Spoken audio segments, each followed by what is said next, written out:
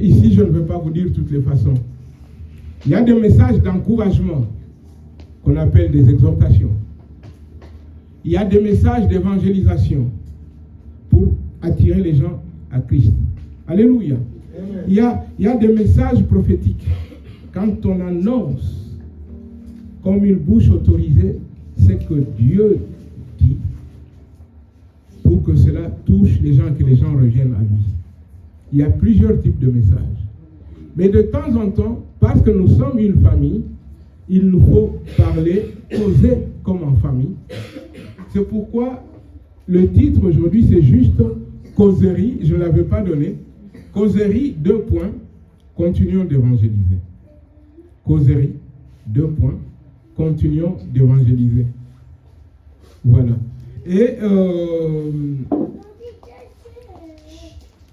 je tiens à remercier l'Église pour ce qui s'est passé vendredi à La Ferté. La Bible nous dit de ne jamais négliger les faibles commencements. Nous avons été là. Il y a eu, si je compte les invités, les gens qui étaient venus, ils étaient plus nombreux que nous, l'Église. Ce qui est tout à fait aussi normal parce que le but c'était ça. Qu'ils viennent. Et nous, l'Église, nous devons, comme je l'ai signalé, je tiens encore à le souligner, nous améliorer notamment dans tout ce qui est arrivé à l'heure. Il nous faut vraiment nous encourager à venir à l'heure et aussi à être vraiment en prière tout le temps et à évangéliser. Donc, que le Seigneur vous bénisse, vous tous qui êtes venus. Que le Seigneur vous bénisse, même ceux qui ne sont pas venus mais qui ont été en prière. Que le Seigneur vous bénisse. Que le Seigneur vous encourage. Lorsque nous regardons dans la parole de Dieu, dans 1 Corinthiens au chapitre 9, si nous pouvons mettre le verset 16, nous sommes encouragés à saisir chaque occasion. Là, c'est l'État qui nous avait donné l'occasion. L'État a décrété le 21 juin, jour de la musique, de la fête de la musique. Nous saisissons juste l'occasion pour inviter les gens. Ils ont écouté autre chose que ce qu'ils ont l'habitude ou ce qui se faisait partout. Ils ont écouté la bonne nouvelle chantée. Vous voyez? Et quand Dieu a commencé une œuvre dans le cœur des gens, Dieu connaît le rythme qu'il est en train de faire, mais nous savons une chose, Dieu n'abandonne jamais. Quand il a commencé une œuvre, il amène jusqu'à son perfectionnement. Le verset que nous avons affiché dit, si j'annonce l'évangile, ce n'est pas pour moi un sujet de gloire, car la nécessité m'en est imposée, et malheur à moi si je n'annonce pas l'évangile. Et le verset 23, donc nous sommes là, nous devons saisir chaque occasion pour arriver à ce but. Je fais tout à cause de l'évangile afin d'y avoir part. Le verset 22 d'abord, pardon. J'ai été faible avec les faibles afin de gagner les faibles. Je me suis fait tout à tous afin d'en sauver de toute manière quelques-uns. Donc le but, c'est de toucher les gens, de gagner des âmes. Amen. Tout ce que nous pouvons faire, c'est toujours de gagner. Vous savez, vous pouvez gagner une âme parce que cette âme, vous l'avez rencontrée en jouant au football et puis vous lui avez parlé du Seigneur. Et cette âme, vous la gagnez pour Jésus. Vous voyez, tout ce que vous pouvez faire pour gagner des âmes, faites-le. Amen. Tout ce que vous pouvez faire pour gagner une âme, faites-le. Je connais l'histoire d'un pasteur.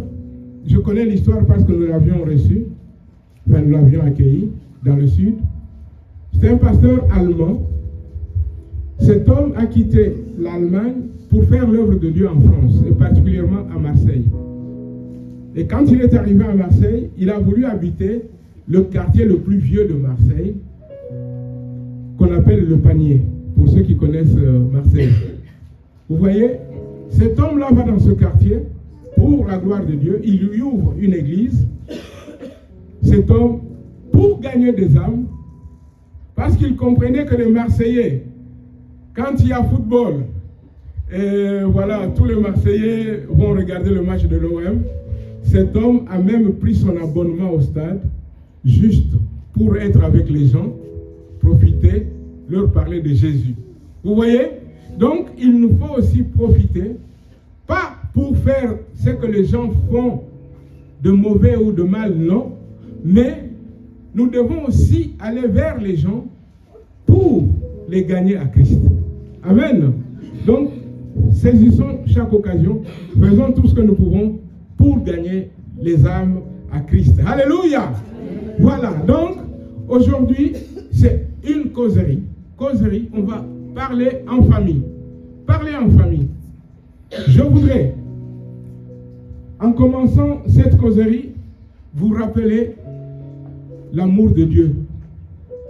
Je voudrais dire à chacun ce matin, Dieu t'aime.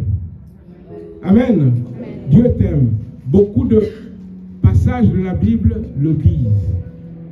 Nous allons mettre comme ça 3 ou 4 passages pour vous le rappeler. Pour nous le rappeler, parce que bien sûr, avant de venir, comme j'ai souligné ce passage, c'est-à-dire que je me le suis déjà rappelé à moi-même. Amen.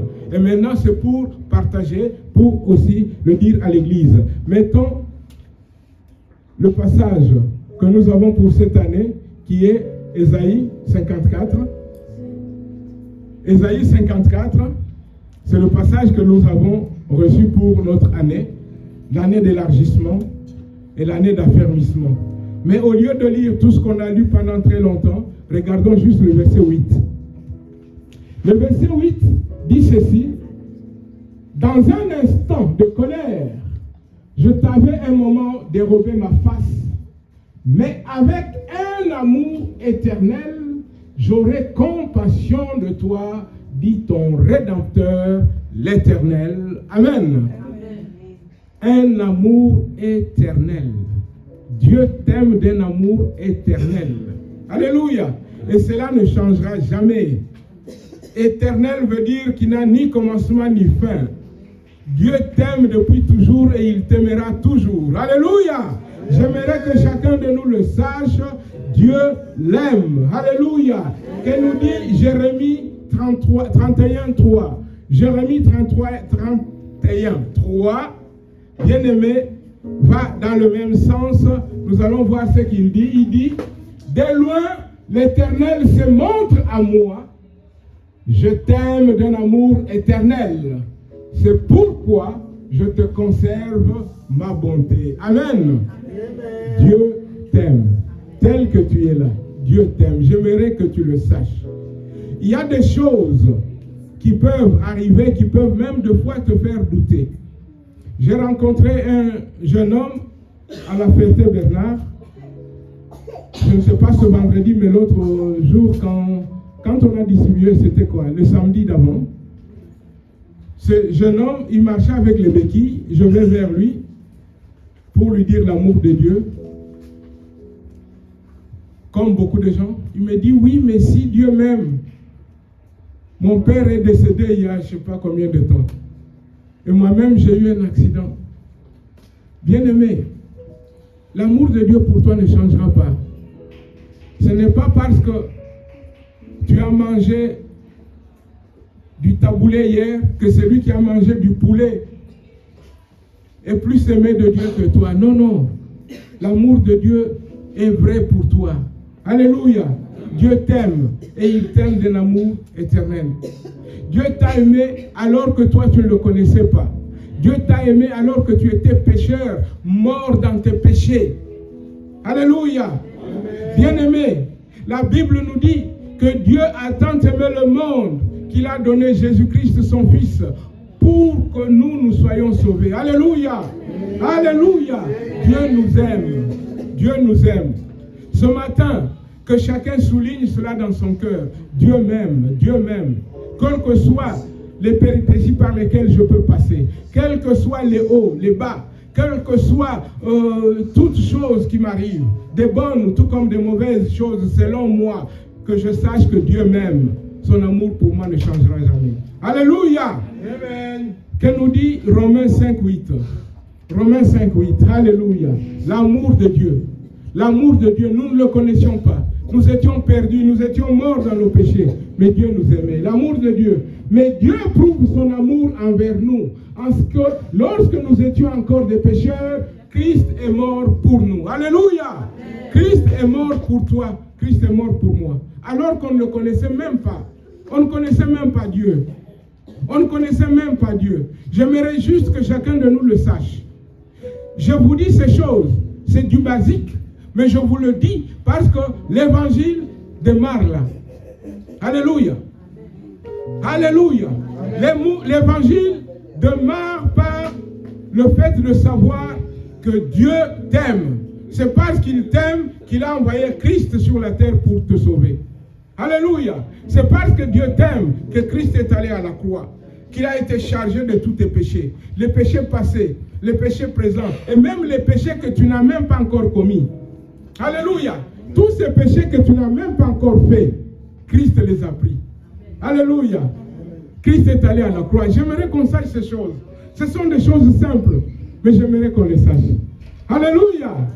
J'ai bien aimé, je vais vous raconter une histoire.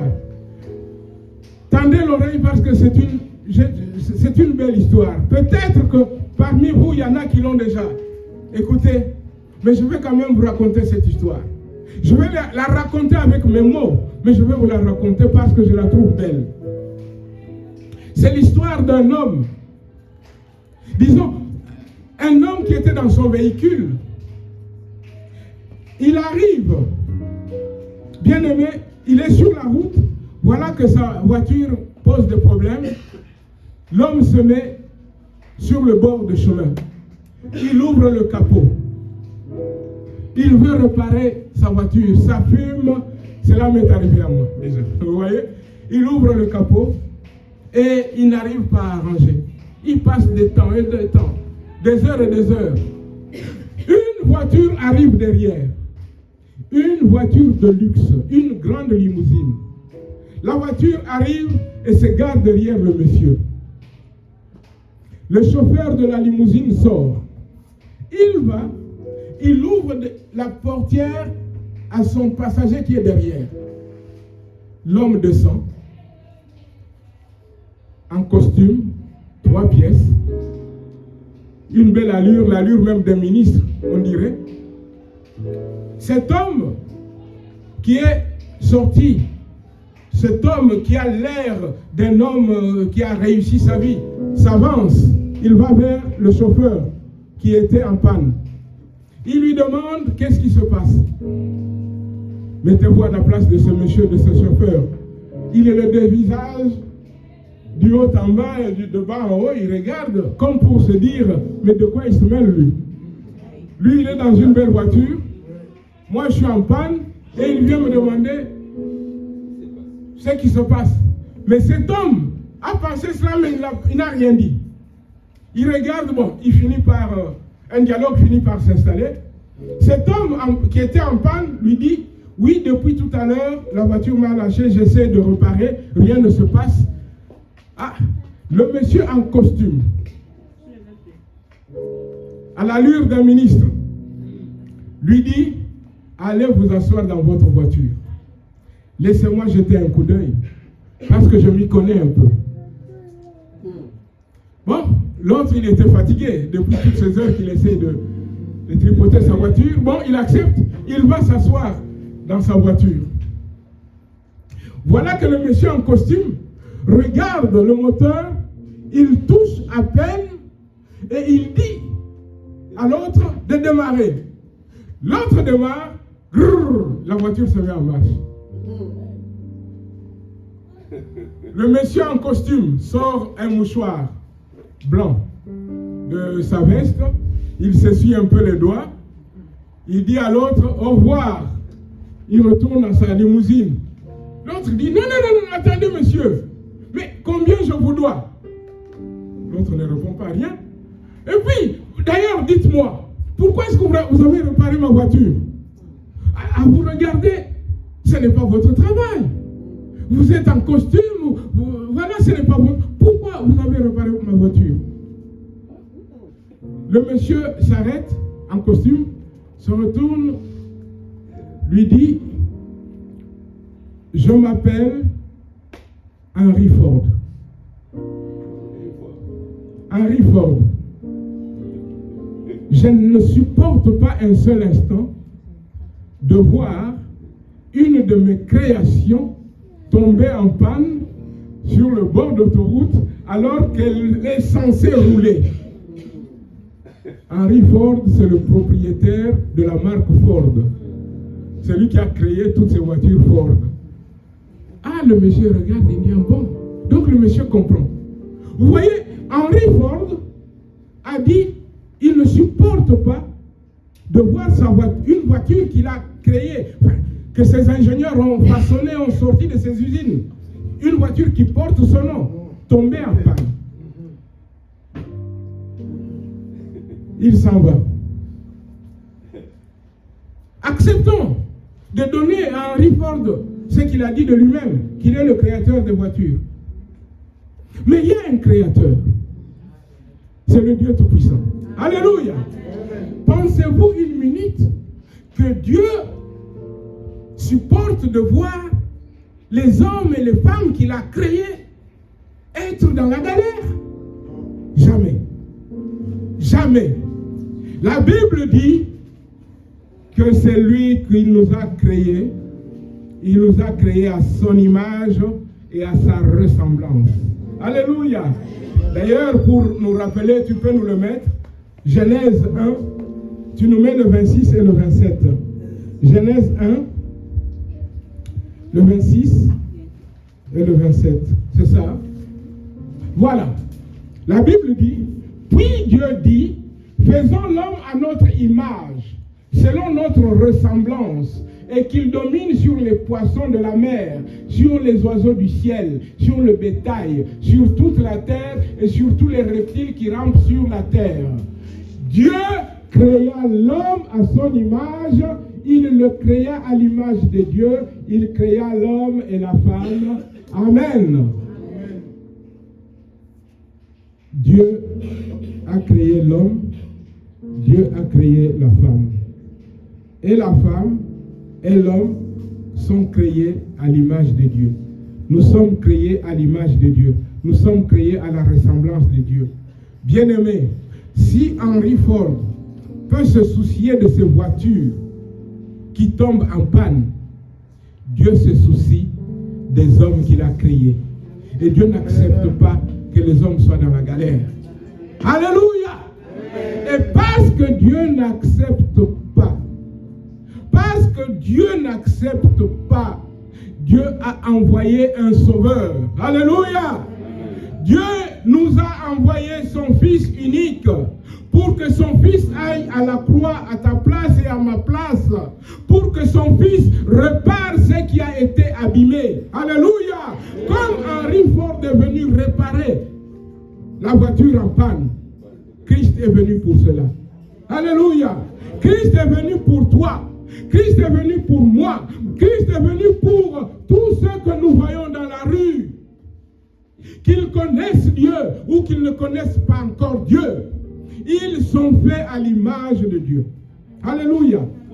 Ne pense pas un seul instant, mon frère, ma soeur, qu'il n'y a que toi qui as été créé à l'image de Dieu. Non. Même tous ces gens qui rejettent Dieu, ils ont été créés à l'image de Dieu. Alléluia. Tous créés à l'image de Dieu. Mais c'est parce que l'ennemi de nos âmes est venu, il a semé de mauvaises graines pour que les gens se détournent de Dieu. C'est pour cela que vous voyez des hommes et des femmes rejeter Dieu. Ceux qui n'ont pas encore reçu la lumière. Et la lumière s'appelle Jésus-Christ. Alléluia. Bien-aimés, c'est parce que le diable est venu. Il a sémé de mauvaises graines. Bien-aimés, cela a fait mal au cœur. Comme Henry Ford a eu mal et il s'est arrêté. Cela a fait du... Chaque fois que Dieu regarde un homme et une femme en train de se perdre pour toujours, cela fait mal à Dieu. Sachez-le. Regardons Genèse 3, le verset 14 et 15. Genèse 3, le verset 14 et 15. Que nous dit la parole de Dieu? L'Éternel dit au serpent, puisque tu as fait cela, tu seras maudit entre tout le bétail et entre tous les animaux des champs. Tu marcheras sur ton ventre et tu mangeras de la poussière tous les jours de ta vie. Je mettrai inimitié entre toi et la femme, entre ta postérité et sa postérité. Celle-ci t'écrasera la tête et tu lui briseras le talon. Amen.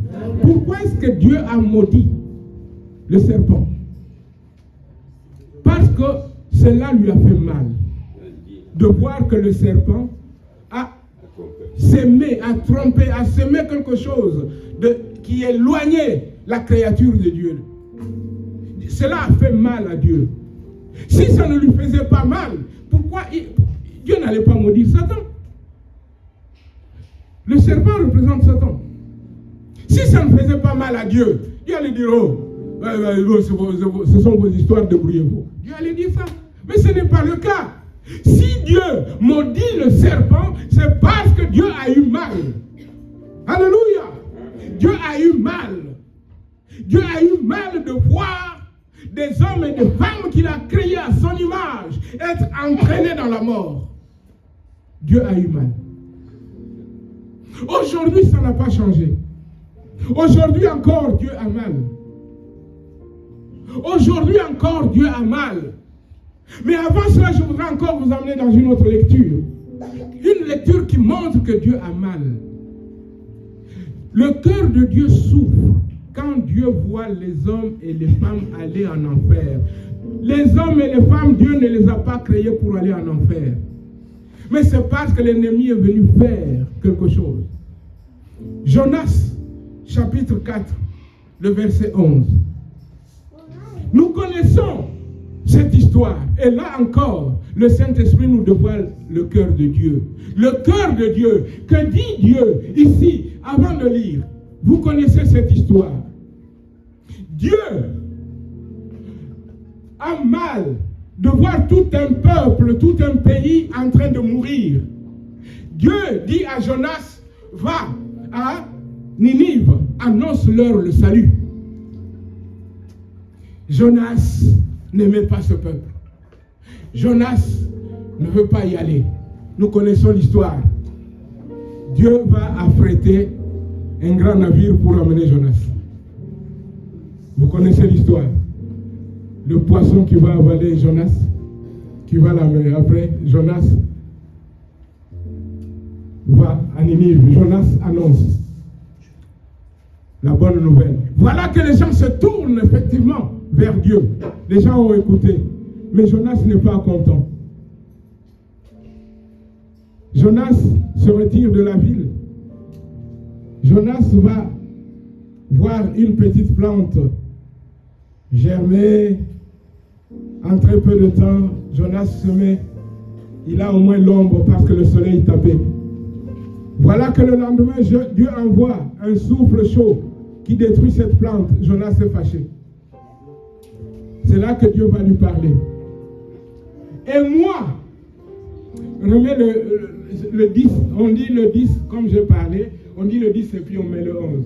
Et l'Éternel dit, tu as pitié du ricin qui ne t'a coûté aucune peine et que tu n'as pas fait croître, qui est né dans une nuit et qui a péri dans une autre. Jonas avait été mécontent parce que le petit arbre qui lui donnait un peu d'ombre, Dieu l'a fait sécher.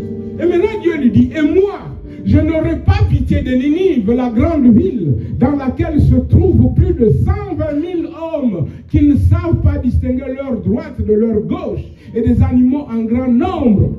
Bien-aimés, quand Dieu voit des gens, pour reprendre le terme ici, des gens perdus, qui ne savent pas distinguer leur gauche de leur droite, des gens, c'est-à-dire perdus, cela fait mal à Dieu. Cela fait mal à Dieu. Dieu dit, et moi, je n'aurai pas pitié de Ninive, la grande ville, dans laquelle se trouvent plus de 120 000 hommes qui ne savent pas distinguer leur droite de leur gauche, et même des animaux. Dieu a pitié. C'est pourquoi je vous le répète.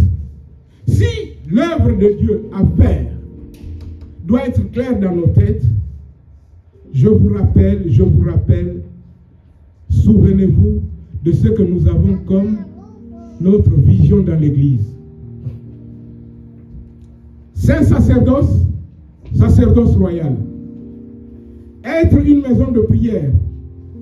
Nous sommes là pour être une maison de prière, pour louer Dieu, lui apporter des sacrifices. C'est en cela que nous sommes des sacrificateurs. Et deuxièmement, sacerdoce royal, c'est-à-dire être des gens qui annoncent la bonté de Dieu, qui annoncent l'évangile, qui annoncent la parole de Dieu.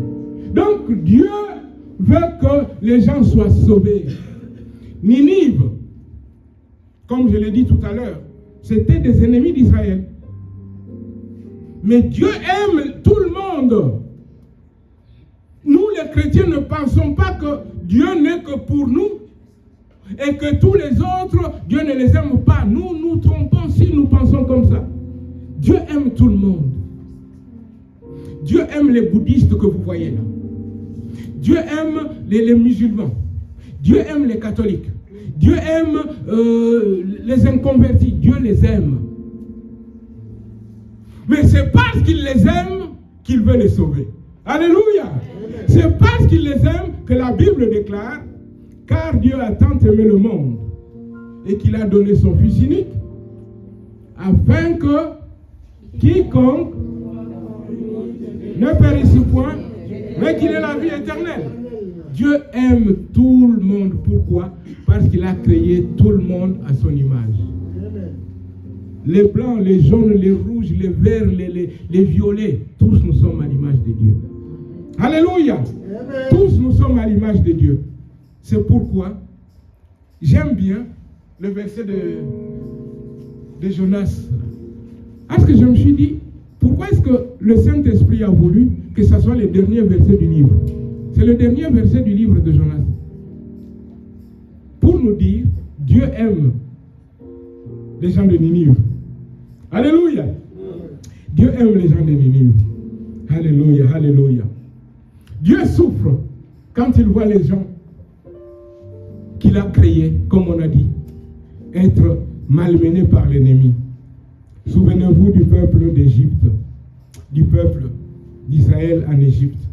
Regardons les versets de Exode, Exode chapitre 3, les versets 7 à 10.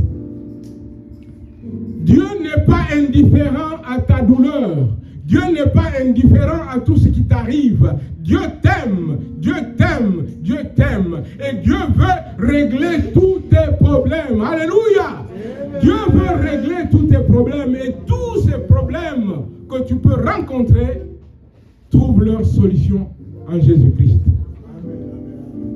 La Bible dit, l'Éternel dit, j'ai vu la souffrance de mon peuple qui est en Égypte, et j'ai entendu les cris que lui font pousser ses oppresseurs, car je connais ses douleurs.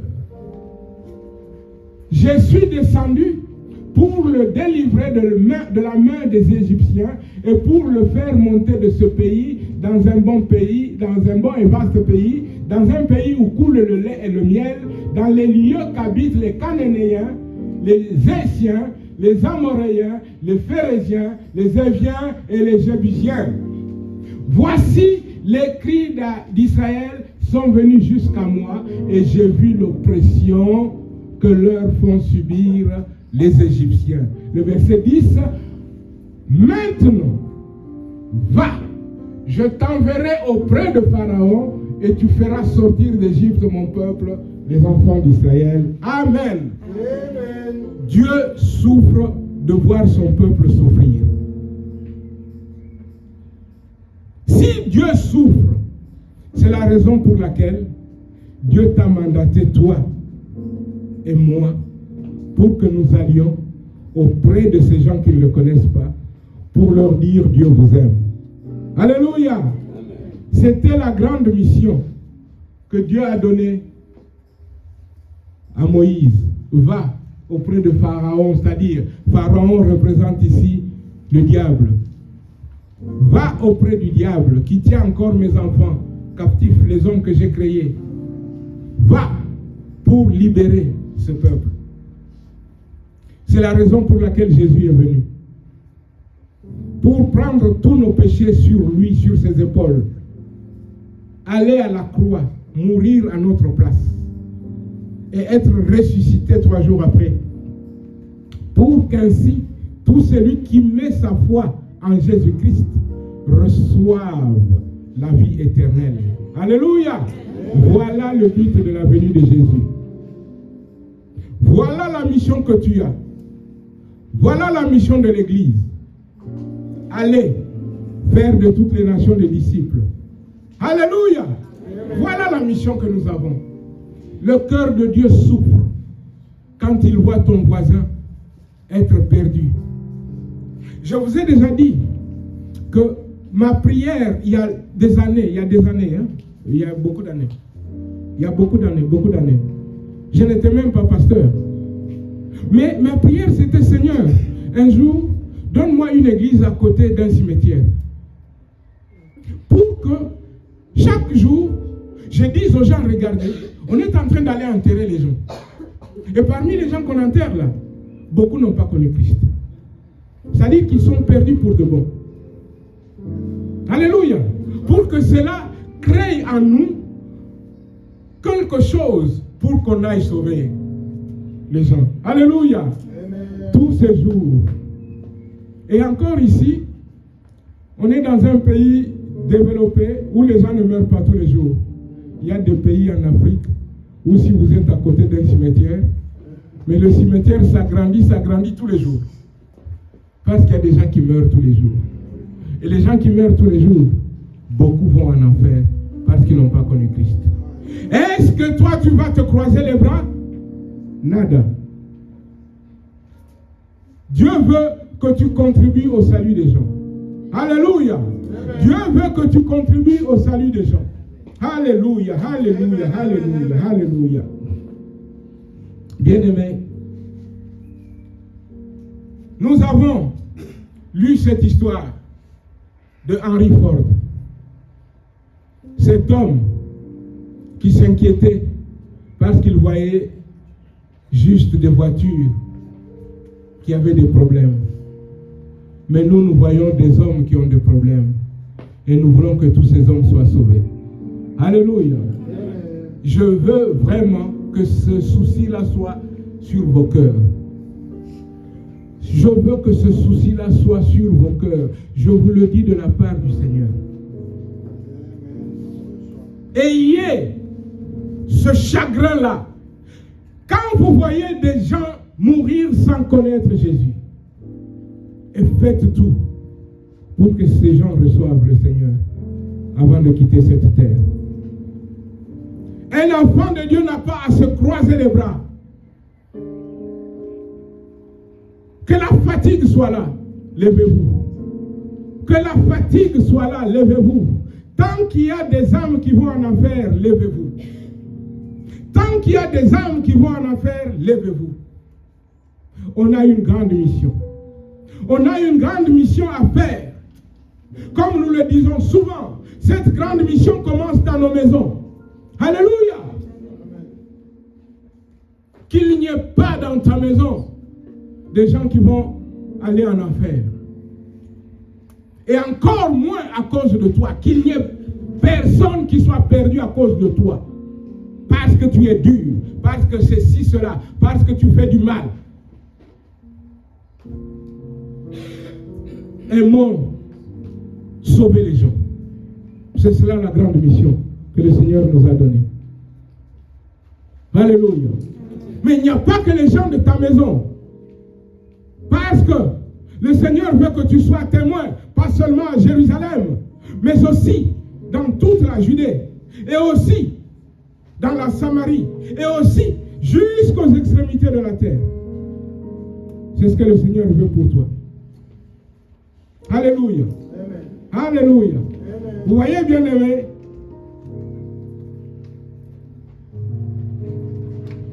j'aimerais que l'histoire qu'on a racontée de Henry Ford reste vraiment dans nos cœurs.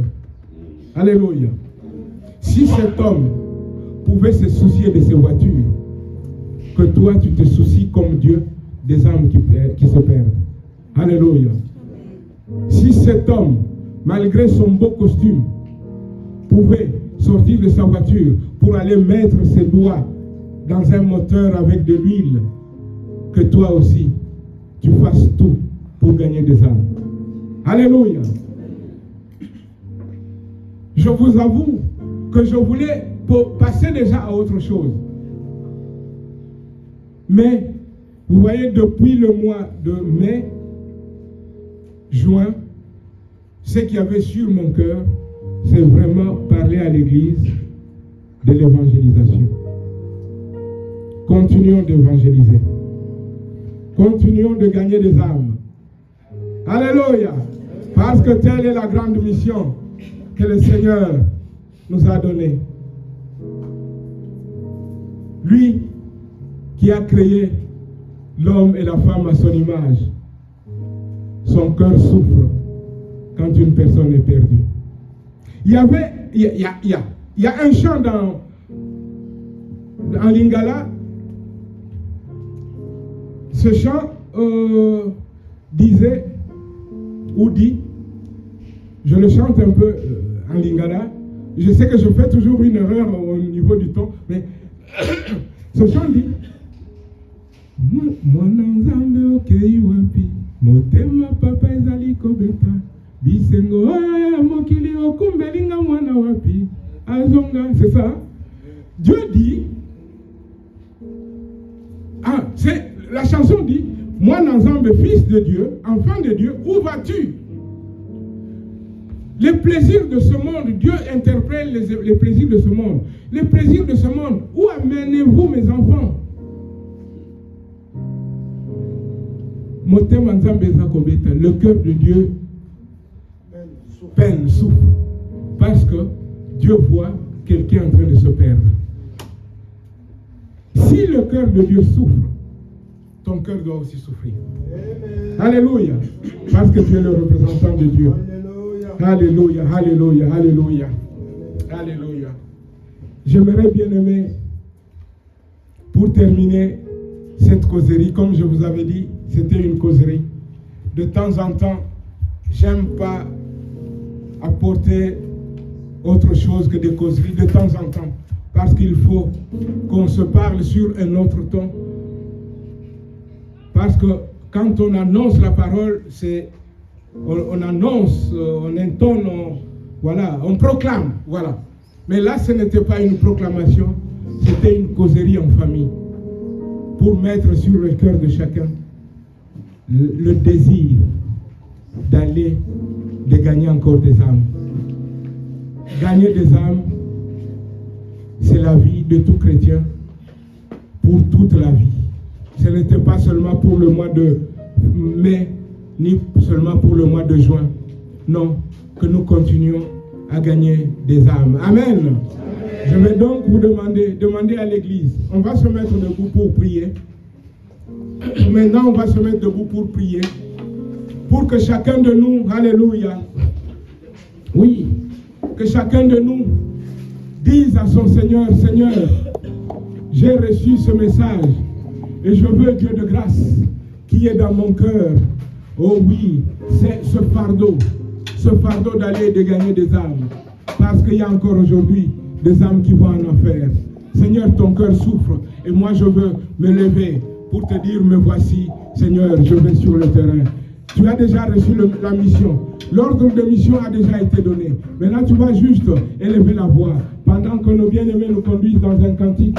Toi, tu vas prier, tu vas dire, Seigneur, alléluia, oui, je veux gagner des âmes. Bien-aimé, toi-même, n'hésite pas. Si toi-même, tu n'es pas encore, oui, vraiment venu au Seigneur, viens au Seigneur. Viens au Seigneur. La Bible déclare qu'il n'y a pas de salut en aucun autre. Le salut, c'est en Jésus-Christ. Le seul nom donné parmi les hommes pour le salut des hommes. Alléluia, alléluia. Élève avec moi la voix. Élève avec moi la voix. Proclame que tu veux gagner des âmes. Proclame que tu veux gagner des âmes.